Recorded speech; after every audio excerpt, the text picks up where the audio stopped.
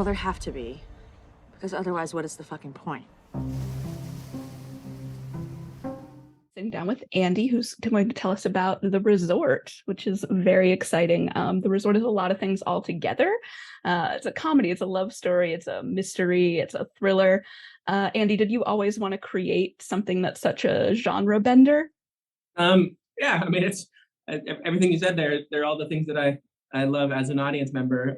Comedy, mystery, and a love story with a little disaster story in there, and a little existential drama comedy thing in there too. And it's yeah, those I feel like I'm trying to make something that I would seek out on my own as a younger kid, or as a teenager, or as a guy in college, or as as someone with two kids and in their mid-30s contemplating life and existence. That's fair. That's fair. And so was it always going to be these sort of specific genres and things that you wanted to hit, or did you sort of develop like new angles as you got into this? Did you start from one place? Yeah, I started from it started as like a feature script like maybe 8 years ago or so. That was definitely trying to get to that early 2000s like coming of age rom-com kind of thing, but more romantic in that Lost in Translation world. Lost in Translation with a little bit of like hints of force majeure. At least that was my attempt back in 2014. And then the script was not very good.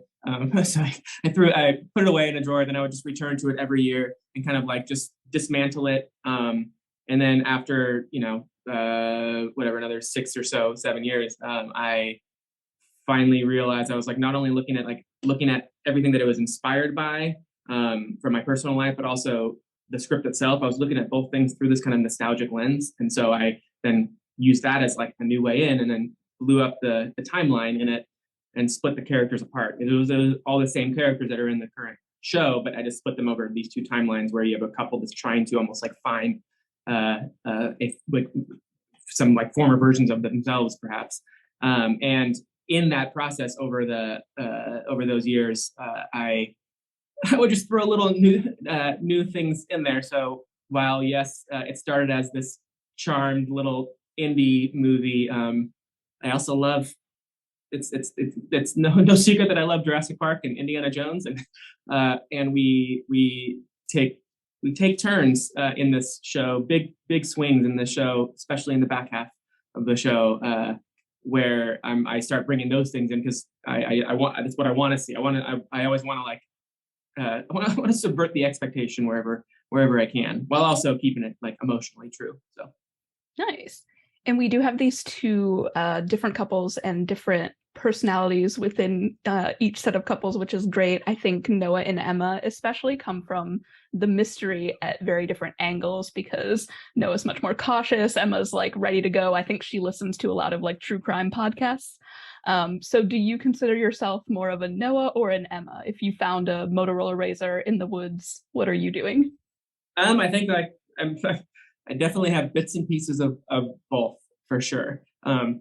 That said, like I think if I found a Motorola Razr, I would probably go as far as like swapping out the SIM card and looking at it. And then once I found out that it belonged to a missing person, I'd be like, oh, maybe I'll just call the parents and pass it on, let them know.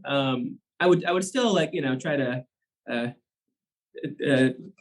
do my duty as a citizen and turn in the phone, but but again, I don't know.